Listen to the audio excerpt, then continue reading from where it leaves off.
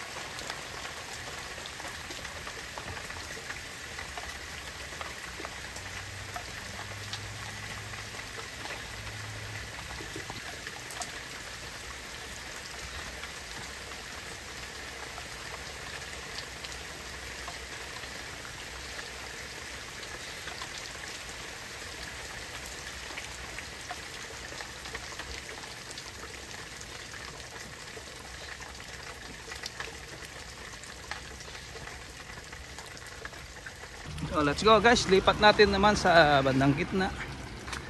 Ito update natin guys, malinis na. So tara, ayan, nagraskateran na natin yung daanan, yung gilid.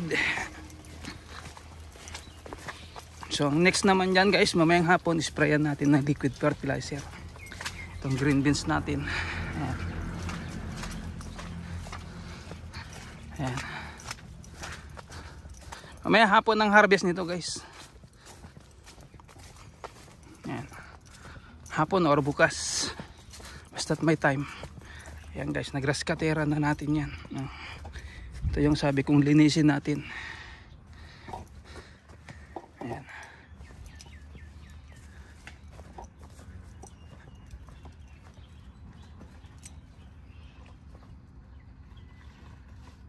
Linis ko na. At mag-harvest ata ng saging si Manong. Nandyan. Kaso magpapatubig tayo. Hindi, bahala na mamaya. Sana bigyan tayo. Di ba? Ayan, grass cutteran ko na yan guys. Kita nyo na yung mga beans na tinanim. So tara, i-on na natin. Baka stop nya doon. Kasi alam ko baka magpatubig yan. Lang naunahan ko siguro mag-on. Bisan ano yan, nagpapatubig ako, nakikisabay. may pwedeng open dun. Ewan ko lang, baka na-open niya na kasi medyo mahina. Wala kayo nakitang rainbow eh.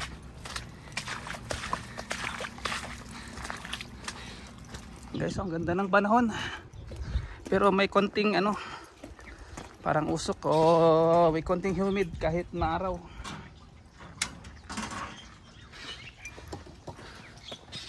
Yung fogs. Saka hindi siya blue na gaya ng dati. May fogs. Ayan guys, oh, naghihintay itanim. Ayan, may mais, passion fruit. Yan yung satsuni. May kamatis. Ayan, nagpunla si Mrs. ng kamatis. Konti. Ite-testing niya raw ng winter. Baka sakali ba? Saka tinesting niya yung seeds na nabili kung okay ba, hindi. So ito naman guys, sinisprayan ko na lang to ng pandamo. Para totally ano, wala siyang damo para pag tinanggal na natin yung mga yan. Ayan. Kasi bukas dito tayo mag-harvest, baka pati yan harvestin natin lahat yung mga ano na yan, okra. So ito nisprayan ko na. Yung okra natin. So, andyan ang patubig natin. Ayan guys, ito yung mga okra natin bukas. Ayan o. Hapon guys, di ko ni-live kasi ano, yung konti lang si Mrs. nag-harvest. Pero ayan o. Bukas nating harvestin. Ayan, mga bunga. Puro ano na yan guys, class B, saka reject. Kumbaga ang class B niyan nasa 30% to 40% na lang, halos puro reject na. Pero kahit mabenta lang natin ng ano 40 o 50 per kilo, okay na yan guys, kita na yan guys. Kasi dagdag kita pa natin yan guys, pambili ng ano yun dito. Ito naman yung alagaan natin, tong green beans. Yan, na sana puro ganyan, kahit pa isa-isa, pag puro ganyan mahaba ganyan o. Ganyan o. Yung mga gulay na tinanim ni Mrs. Marami na namang damo.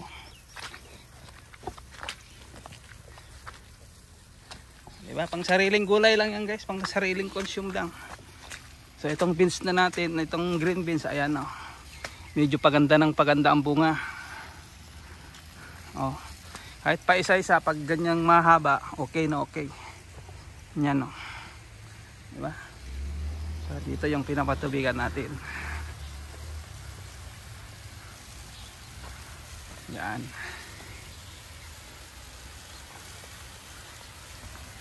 Ito naman yung papaya natin. Marami pa rin bulaklak.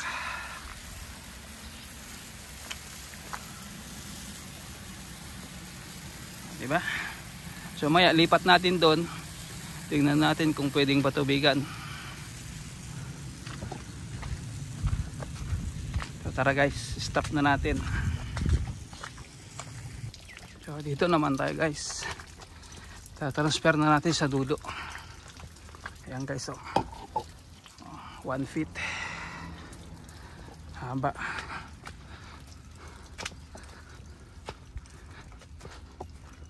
So stop natin to guys. At ito guys, hindi pa naglinis talaga. Isprayan na naman natin yan. So dito tayo sa dulo. Tingnan natin si Manong. Parang hindi pa mag-harvest. Mag-abot na lang magpatubig.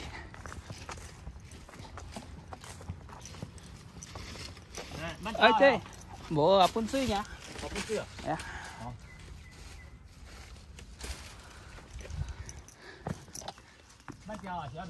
À bố ơi. Bắn teo tao khoa hải tổ à. Nhưng mà lâu tao ở gỗ sắp nhá.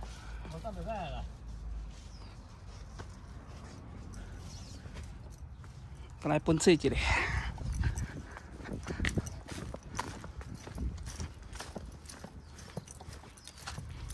Naglilinis siya guys. nagbabawas yung mga palabas na saging. Talagang nililimit nila yung mga may mga ano ba maliliit na palabas. Kumbaga sa isang puno mga dalawa o isa lang yung next. Pag yung tinanggal nila yung isa, yung next na namumunga. Ganun lang ginagawa dito kasi pang sarili lang naman. O sabi ko sa kanya guys, bebenta namin dyan sa flower farm 50 per kilo. Ito yun yung kausap natin, yun yung may-ari ng lupa. So i-on ko lang guys ang water pump. Alam ko yan, magpapatubig din yan mamaya. So i-zoom ko to guys para makita nyo doon sa may dulo. Sagad natin na sana kita nyo doon sa may dulo. Patubigan natin.